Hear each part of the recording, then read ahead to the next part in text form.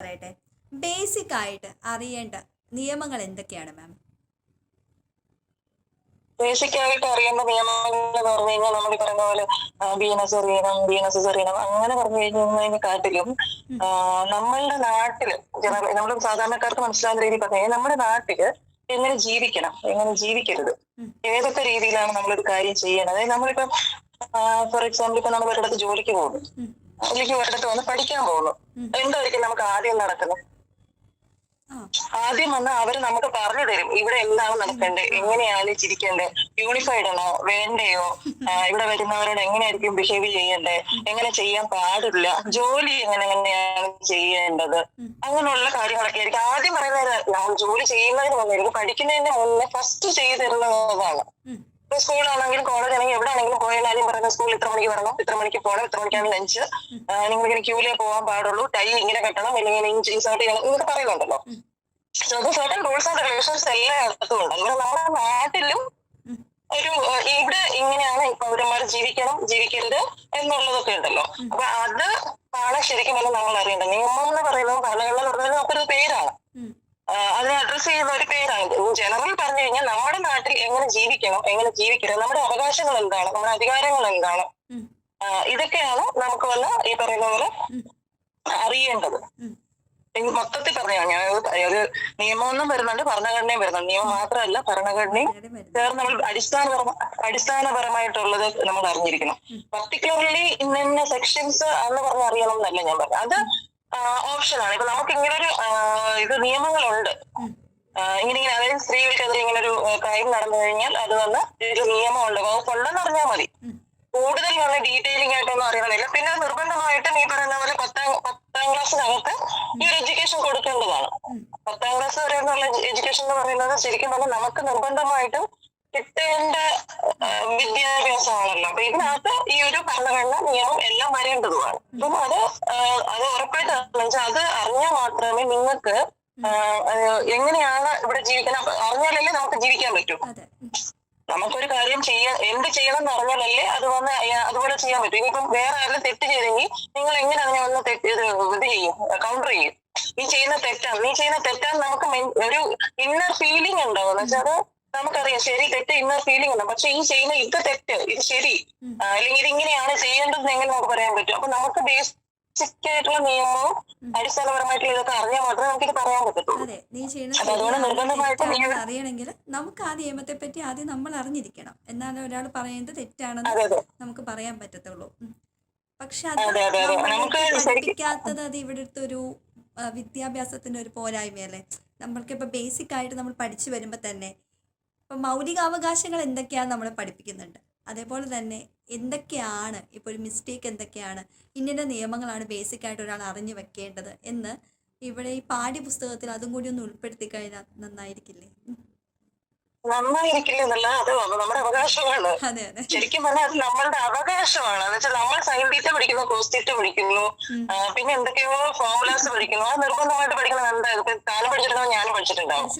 ഇവിടെ ഇരിക്കുന്ന ഇപ്പൊ കാണുന്ന ആൾക്കാരെല്ലാവരും നോക്കിക്കഴിഞ്ഞാൽ അവരൊക്കെ ഇതൊക്കെ പഠിച്ചിട്ടുണ്ടാവും. ഇതൊക്കെ നമുക്ക് നിർബന്ധമായിട്ട് അറിയേണ്ട കാര്യമില്ല, ഓപ്ഷനാണ്. ഇപ്പൊ ഞാൻ മാത്സ് പഠിക്കുന്നുണ്ടെങ്കിൽ ഞാൻ അത് പഠിക്കുന്നതിൽ തെറ്റില്ല. ഇപ്പം എന്റെ ഒരു എന്താ പറയുക, ഞാൻ ചൂസ് ചെയ്യുന്ന പ്രൊഫഷൻ ഇപ്പൊ അതുമായിട്ട് കണക്റ്റഡ് ആയിട്ടുണ്ടെങ്കിൽ അതിൽ ഞാൻ പഠിക്കുന്നതിൽ എനിക്ക് കുഴപ്പമില്ല. ഞാൻ ഫിസിക്സ് പഠിക്കുന്നു, അടിസ്ഥാനപരമായിട്ടുള്ള ഫിസിക്സ് പഠിക്കുന്നു, അത് വേറെ വിഷയം. പക്ഷെ അതിൽ വന്ന് വലിയ പറയുന്ന പോലെ ഫോർമുലാസ്, പറയുന്ന 2-3 പേജിലെ ഫോർമുലാസ് ഒക്കെ അപ്ലൈ ചെയ്യുന്ന ഇക്വേഷൻസ് ഒക്കെ ഇത് ചെയ്യുന്നതൊക്കെ ഉണ്ടല്ലോ, പ്രോബ്ലംസ് ഒക്കെ ഉണ്ടല്ലോ. പ്രോബ്ലം ആണ് പറയുന്നത് എനിക്ക് മറന്നുപോയി. പക്ഷെ അങ്ങനെയുള്ളത് അതൊക്കെ നമ്മൾ എന്തിനും ഇത്രയും കഷ്ടപ്പെട്ട് പഠിച്ച് ശരിക്കും നമുക്ക് ആവശ്യമുള്ളതൊന്നും നമ്മുടെ വിദ്യാഭ്യാസത്തിലില്ല. ഇതാണ് ശരിക്കും ആദ്യം വേണ്ടത്. ഞാൻ ആദ്യം പറഞ്ഞില്ല, അതായത് നമ്മൾ ആദ്യം ഇവിടെ ജീവിക്കാനുള്ള കാര്യമാണ് നോക്കേണ്ടത്. നമ്മൾ ഈ പറയുന്ന പോലെ ഓക്സിജൻ ഞാൻ വഴി ശ്വസിക്കുന്നു എന്നൊക്കെയുള്ളതല്ലേ ആദ്യം പഠിക്കേണ്ടത്. അതുപോലുള്ള അടിസ്ഥാനപരമായിട്ടുള്ള കാര്യമാണ് ഈ ഒരു കാര്യം. അത് ഒന്ന് നല്ലത് എന്നല്ല, അത് അങ്ങനെയാണ് വേണ്ടത്. അത് നമ്മളെ മനഃപൂർവ്വം അത് അങ്ങനെ വന്ന് പഠിപ്പിക്കാതിരിക്കുന്നതാണ്. വെച്ചാൽ ബ്രിട്ടീഷ് കാലഘട്ടത്തില് നമ്മൾ അടിമകളായിരിക്കണമെന്ന് അവർക്ക് ആവശ്യമുള്ളത് കൊണ്ട് അവർക്ക് അടിമകളായിട്ട് ജോലി ചെയ്യാൻ വേണ്ടിയിട്ടുള്ള എഡ്യൂക്കേഷനാണ് നമുക്ക് തന്നിട്ടുള്ളത്. നമുക്ക് വിദ്യാഭ്യാസം നമുക്ക് തന്നിരുന്നത് നിങ്ങൾ അടിമയായിട്ട് തന്നെ ഇരുന്നാൽ മതി. അപ്പൊ നമുക്ക് ബേസിക് ആയിട്ടുള്ള അവകാശങ്ങളും അധികാരങ്ങളും ഒന്നും അവർ നമുക്ക് തരുന്നില്ല. തരാതിരിക്കുമ്പോൾ അതും ഒരു ടൈപ്പ് അടിമത്വമാണ്. എന്നുവെച്ചാൽ അറിയാതിരിക്കുന്നിടത്തോളം നമ്മൾ അവരുടെ കൺട്രോളിലാണ്. അറിഞ്ഞാലല്ലേ തിരിച്ച് സംസാരിക്കുള്ളൂ. അപ്പൊ ആ ഒരു പാറ്റേൺ ആണ് ഇപ്പോഴും വന്ന എന്താ പറയാ അവരുടെ അടുത്തുനിന്ന് നമ്മൾക്ക് സ്വാതന്ത്ര്യം വാങ്ങിച്ചു എന്ന് പറഞ്ഞിട്ട് നമ്മൾ ശരിക്കും പറഞ്ഞാൽ ഈ ഒരു അടിമത്തത്തിൽ നിന്ന് നമ്മൾ വേറൊരു അടിമത്തത്തിലോട്ട് എന്താ പറയാ കൈമാറി വന്നോന്നേ പറയാൻ പറ്റത്തുള്ളൂ. അപ്പൊ അതേ സാധനമാണ് ഇപ്പോഴും വന്ന് ഫോളോ ചെയ്ത് വരുന്നത്. അപ്പൊ ഞാനും ശരിക്കും പറഞ്ഞാൽ എനിക്ക് 3 വർഷമായിട്ട് ഈ പറയുന്ന ഒരു നമ്മളിപ്പോഴും അടിമത്തത്തിലായിരിക്കുന്നുള്ളത് നമുക്ക് ശരിക്കും അറിഞ്ഞത് ഇപ്പൊ 3 വർഷമായിട്ടാണ്. അതിന് മുന്നേ നമ്മളൊക്കെ വിചാരിച്ചുകൊണ്ടിരിക്കുന്ന ഇത് സ്വതന്ത്ര ഇന്ത്യയാണ്, നമുക്ക് എല്ലാത്തിനും സ്വാതന്ത്ര്യമുണ്ട്, നമ്മൾ ഇന്ത്യൻ പൗരന്മാരാണ്, ജനാധിപത്യം അത് ഇതെന്നൊക്കെ നമുക്ക് എല്ലാവരും പറയും. ഇവിടെ നമുക്ക് എല്ലാം പക്ഷെ ശരിക്കും പറഞ്ഞതൊന്നും ഇല്ല. എല്ലാം ഉണ്ടെന്നുള്ളൊരു മിഥ്യാധാരണയുണ്ട്. എല്ലാം നിങ്ങൾക്കുണ്ട് എന്നുള്ള മിഥ്യാധാരണ പേപ്പറിലുണ്ടായിട്ട് കാര്യമില്ലല്ലോ. എനിക്കൊരു പറയാം 100 ഏക്കർ സ്വത്തുണ്ടെന്ന പേപ്പറിൽ ഈ പറഞ്ഞ ചുമ്മാ ഞാൻ പേപ്പറിൽ എഴുതി വെച്ചുകൊണ്ട് കാര്യമില്ലോ. അത് എന്റെ പേരിലുണ്ടാവണം, അതെനിക്ക് ഉപയോഗിക്കാൻ പറ്റണം, അതിനുള്ള ഫലം എനിക്കും എന്റെ കുടുംബത്തിനും ഉണ്ടാവണം. അപ്പോഴല്ലേ ശരിക്കും വന്നാൽ എന്റേതെന്ന് എനിക്ക് പറയാൻ പറ്റത്തുള്ളൂ. അപ്പൊ ഇപ്പൊ ഇവിടെ ഉള്ളത് അങ്ങനെയാണ്. നമ്മളിപ്പോഴും അടിമത്തത്തിൽ തന്നെയാണ്. ശരിക്കും പറഞ്ഞാൽ നമ്മളിപ്പോ ഇതുവരെ നമുക്ക് സ്വാതന്ത്ര്യം കിട്ടിയിട്ടില്ല. നമ്മുടെ കൈയും കാലും കെട്ടിയിട്ടില്ല. അതായത് നമുക്ക് കാണുന്ന രീതിക്ക് കെട്ടിയിട്ടില്ല. അല്ലെങ്കിൽ ശരിക്കും പറഞ്ഞാൽ കൈയും കാലും കെട്ടി തന്നെയാണ് ഇരിക്കുന്നത്. നമ്മൾ എന്ത് ചിന്തിക്കണം, നമ്മൾ എന്ത് പ്രവർത്തിക്കണം, എന്താ പറയുന്നത്, അതൊക്കെ വന്ന് വേറെ ആരൊക്കെയോ ഡിസൈൻ ചെയ്ത് ആ വഴിക്കാണ് നമ്മളിപ്പോഴും പോയിക്കൊണ്ടിരിക്കുന്നത്. അതാണ് ഞാൻ പറഞ്ഞത്. അറിവില്ലായ്മ എന്ന് പറയുന്നത് അത് നടന്നു പോയതല്ല. അത് മനഃപൂർവ്വം വന്ന് നിങ്ങളെ അറിവില്ലാത്ത രീതിക്ക് വെച്ച് ആ അറിവ് നമുക്ക് തരാതെ അത് നിഷേധിച്ച് അങ്ങനെ വെച്ചിരിക്കുന്നത്. വെച്ചാൽ എന്നാൽ മാത്രമേ നിങ്ങൾ അവിടെ അടിമയായിട്ടിരിക്കത്തുള്ളൂ. നമുക്ക് അറിയാത്തവരുടെ നമ്മൾ മിണ്ടാതിരിക്കും. അപ്പൊ ഞാൻ നേരത്തെ പറഞ്ഞ പോലെ ആ റൂൾസ് ആൻഡ് റെഗുലേഷൻസ് പറഞ്ഞതുപോലെ തന്നെ ആ റൂൾസ് ആൻഡ് റെഗുലേഷൻസ് അറിയാത്ത ഒരാളിന് പമ്മിയിരിക്കും. ഫസ്റ്റ് ഓറിയന്റേഷൻ ക്ലാസ്സിൽ പോവാത്ത ഒരാള് ഒരാഴ്ച വന്ന് ഈ പറയുന്ന പോലെ ഒരാഴ്ച ഏകദേശം ഇത് വീണ്ടും അറിയുന്നത് വരെ ആൾക്കാർ പമ്മി എടുക്കത്തുള്ളൂ. എന്ന് വെച്ചാൽ അറിയത്തില്ലല്ലോ. അപ്പൊ ഏതെങ്കിലും എന്തെങ്കിലും ചോദിച്ചാലും അനങ്ങാതിരിക്കും. ഇത് പഠിക്കുന്നത് വരെ ഇവർ അനങ്ങാതിരിക്കും. പഠിച്ചു കഴിഞ്ഞതിന് ശേഷം അവർ പോകും. ഇപ്പൊ ഒരു വരാതെ കൂടെ പോരുന്ന റൂളുണ്ട്, പോവാം എന്നൊരു റൂൾ ഉണ്ടെന്നുണ്ടെങ്കിൽ ആരെങ്കിലും പറയാം അതിൽ പോരെന്ന് പറഞ്ഞു കഴിഞ്ഞാൽ നമുക്ക് അത് അറിയാമെങ്കിൽ അതിൽ പോവാം എന്ന് അറിയാമെങ്കിൽ നമ്മൾ അതിന് ചോദിക്കും. അതെന്താ ഇവിടെ പോവാമല്ലോ, ഇത് അലൗഡ് ആണല്ലോ എന്ന് നമ്മൾ ചോദിക്കും. ഇത് അറിയില്ല എങ്കിൽ എന്ത് ചെയ്യും നമ്മള്, ഒരു പോവരുതായിരിക്കുന്നത് നമ്മൾ തിരിച്ചു പോകും. അപ്പം ഓട്ടോമാറ്റിക്കലി നമ്മൾ ആരുടെയോ കൺട്രോളിലാണ്. അപ്പം ഇത് ഇവിടെ പൊതുവിൽ നടന്നു വരുന്ന ഒരു ഇതാണ്. നമ്മൾ കുറെ കോർപ്പറേറ്റ് ആൾക്കാര് അവരുടെ കൺട്രോളിലാണ്. നമ്മൾ സിനിമയിലൊക്കെ പലതും കാണുന്നുണ്ട്. നമ്മൾക്ക് വിചാരിക്കും സിനിമയിലല്ലേ എന്ന്. ശരിക്കും പറഞ്ഞാൽ ഇവിടെ അത് തന്നെയാണ് നടക്കുന്നത്. കോർപ്പറേറ്റ് ഭീമന്മാർ എന്താണോ ഇത് ചെയ്യുന്നത് അതുപോലെയാണ് ഇവിടെ നടക്കുന്നത്. അവരുടെ കൺട്രോളാണ്. നമ്മൾ എന്താണ് കാണേണ്ടത്, എന്താണ് കഴിക്കേണ്ടത്, അതും ഇമ്പോർട്ടന്റ് ആയിട്ട്. നമ്മൾ എന്താണ് കഴിക്കേണ്ടത്, എന്താണ് ഉടുക്കേണ്ടത്, എന്താണ് നമുക്ക് ഏത് കാറ്റ് നമ്മൾ ശ്വസിക്കണമെന്ന് പോലും ഈ പറഞ്ഞതുപോലെ വല്ലവരൊക്കെയാണ് പോകുന്നത് ഇത് ചെയ്യുന്നത്. നമുക്ക് ഒരു കൺട്രോളും ഇല്ല. ഇവിടെ ഇപ്പം ഒരു കൺട്രോളും ഇല്ല. എന്താ പറയാ, നമ്മുടെ ആഹാരത്തിൽ എന്തൊക്കെയോ കിട്ടുന്നുണ്ട് നമുക്ക്. നമ്മൾ പറയുകയാണ് വേണ്ടാന്ന്, നിർത്താൻ പറ്റുമോ?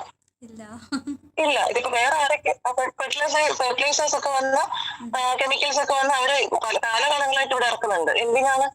അപ്പം ഈ ഇതാണ് നമ്മൾ യൂസ് ചെയ്തുകൊണ്ടിരിക്കുന്നത്. നിങ്ങളിത് യൂസ് ചെയ്യണം എന്നേ രീതിക്കാക്കി. നിങ്ങൾക്ക് ജീവിക്കണമെന്നുണ്ടെങ്കിൽ നിങ്ങളിത് യൂസ് ചെയ്തേ പറ്റത്തുള്ളൂ. നിങ്ങളത് നശിപ്പിച്ച് നാട്ടിൽ ഈ പറഞ്ഞ പോലെ മണ്ണിനെ നശിപ്പിച്ചേ പറ്റത്തുള്ളൂ എന്നുള്ള ഒരു ഇതാണ്. പക്ഷെ നമ്മൾ ഇത്രയൊന്നും ചിന്തിക്കത്തോ എടുക്കത്തോ ചെയ്യത്തൊന്നുമില്ല. പിന്നെ നമുക്ക് മൊത്തത്തിൽ ഇങ്ങനെ ഒരു ഇത് വരുമ്പോൾ നമുക്കൊന്നും ഒറ്റയ്ക്ക് ഒന്നും റെസിസ്റ്റ് ചെയ്ത് നിൽക്കാനും പറ്റില്ല. ശരിയാണ്. അതാണ് ഇപ്പൊ നമ്മൾ ചെയ്യുന്നതെല്ലാം ഇപ്പം വേറെ ആരെങ്കിലും പറയുന്ന അല്ലെങ്കിൽ വേറെ ആരെങ്കിലും ഡിസൈൻ ചെയ്യുന്ന സാധനമാണ്. പിന്നെ ഭാഗ്യം കൊണ്ട്, നമ്മുടെയൊക്കെ ഭാഗ്യം കൊണ്ട് സോഷ്യൽ മീഡിയ ഇപ്പൊ ആക്റ്റീവ് ആയതുകൊണ്ട് മാത്രമാണ് നമ്മൾ ഇത്രയെങ്കിലും സംസാരിക്കുന്നത്. അല്ലെങ്കിൽ ഇപ്പോഴും നമ്മൾ ഈ പറയുന്ന പോലെ വല്ല ഏതെങ്കിലും മീഡിയയിൽ വരുന്ന കഥകളായിരിക്കും നമ്മൾ അറിയുന്നത്. അറിയാലോ മീഡിയയിൽ നടക്കുന്ന എന്താണെന്നുള്ളത് നമുക്കറിയാം. ശരിക്കുള്ള കാര്യങ്ങളെല്ലാം പുറത്തു വരുന്നത് അവര് ട്വിസ്റ്റ് ചെയ്ത് ഇപ്പൊ ഒരു 10 ലൈൻ ഉണ്ടെങ്കിൽ അതിൽ അവർക്ക് വേണ്ടത് മാറ്റിട്ട് വേണമെന്നത് പിന്നെ കുറെ മസാലയൊക്കെ ചേർത്ത് അവരുടെ അജണ്ടയ്ക്ക് അനുസരിച്ചായിരിക്കും അത് കൺവേർട്ട് ചെയ്ത് വരുന്നത്. ഇതാണ് നമ്മൾ കണ്ടുകൊണ്ടിരുന്നത് നേരത്തെ. പക്ഷെ ഇപ്പം കുറച്ച് നാളായിട്ടാണ്, എനിക്ക് തോന്നുന്നു മേ ബി ഒരു 5 വർഷമായിട്ടാണെന്ന് തോന്നുന്നു, സോഷ്യൽ മീഡിയ കൂടുതൽ വന്ന ആൾക്കാർ കൈകാര്യം ചെയ്ത് അതുവഴി ആൾക്കാർ അങ്ങോട്ടും ഇങ്ങോട്ടും ഇപ്പൊ എന്റെ നോളജ് തനിക്ക് തരുന്നു, തങ്ങളുടെ നോളജ് ഇപ്പൊ എനിക്ക് തരുന്നു, നമ്മൾ അങ്ങോട്ടും ഇങ്ങോട്ട് സംസാരിച്ച് എന്തെങ്കിലും കിട്ടിയില്ലെങ്കിൽ നമ്മൾ പുറത്തുപോയി സംസാരിക്കുമ്പോൾ അങ്ങോട്ടും ഇങ്ങോട്ടും ഷെയർ ചെയ്യുന്നു. ആ ഒരു കൾച്ചർ ഡെവലപ്പ് ചെയ്തുകൊണ്ട് മാത്രമാണ് ഇന്നും നമ്മൾ ഇത്രയെങ്കിലും സംസാരിക്കുന്നത്. ഇത്രയെങ്കിലും നമുക്ക് എന്താ പറയാ നമ്മുടെ അവകാശങ്ങളെ പറ്റി നമ്മുടെ ഇതിനെപ്പറ്റി സംസാരിക്കുന്നത്. ഒരു 5 വർഷം മുന്നേ ഇതൊക്കെ സംസാരിച്ചിട്ടുണ്ടാവും ആരെയും? ഇല്ല. ഇപ്പം ഉണ്ടാവില്ല. എന്ന് വെച്ചാൽ അങ്ങനെ നമ്മൾ ഉള്ളത് തന്നെ ആർക്കും അറിയത്തില്ല. അപ്പം എല്ലാരും എന്തൊക്കെയോ പ്രശ്നമാണ്, എന്തൊക്കെയോ പ്രശ്നമുണ്ടെന്ന് എല്ലാവർക്കും അറിയാം. നമ്മള് മൊത്തത്തിൽ ഒരു മൂടൽ മഞ്ഞിലാണ് ഇരിക്കുന്നത്. എന്തുവാണ് ഇവിടെ നടക്കുന്നത് നമുക്ക് അറിയത്തില്ല. കുത്താൻ വരുന്നത് ആനയാണോ അല്ലെങ്കിൽ പാമ്പാണോ കൊതുകാണോ വരുന്നത് പോലും അറിയാതെ ഇങ്ങനെ നമ്മൾ നിന്ന് അനുഭവിക്കുക എന്നുള്ളത്. പിന്നെ കയ്യുകൊള്ളവും കാര്യക്കാരെന്നുള്ളത് ചിലര് വന്ന് ഇങ്ങനെ പ്രതികരിച്ചുകൊണ്ടിരിക്കുമ്പോൾ അവർക്ക് ഓവർകം ചെയ്ത് വരാൻ പറ്റും. അല്ലാതെ കറക്റ്റായിട്ട് വന്ന് ഈ പറയുന്ന പോലെ ആന വേണം വരുന്നത് എന്ന് പറഞ്ഞ് നമുക്ക് ടോട്ടൽ അതായത് തീരുമാനം എടുക്കാനുള്ള ഒരു ഇതൊന്നും ഇല്ല, ഓപ്ഷനൊന്നും നമുക്കിവിടെ ഇല്ല. അതാണ് ഈ ശരിക്കും വന്ന് ഈ നാടിന്റെ അവസ്ഥ എന്ന് പറയുന്നത് അതാണ്.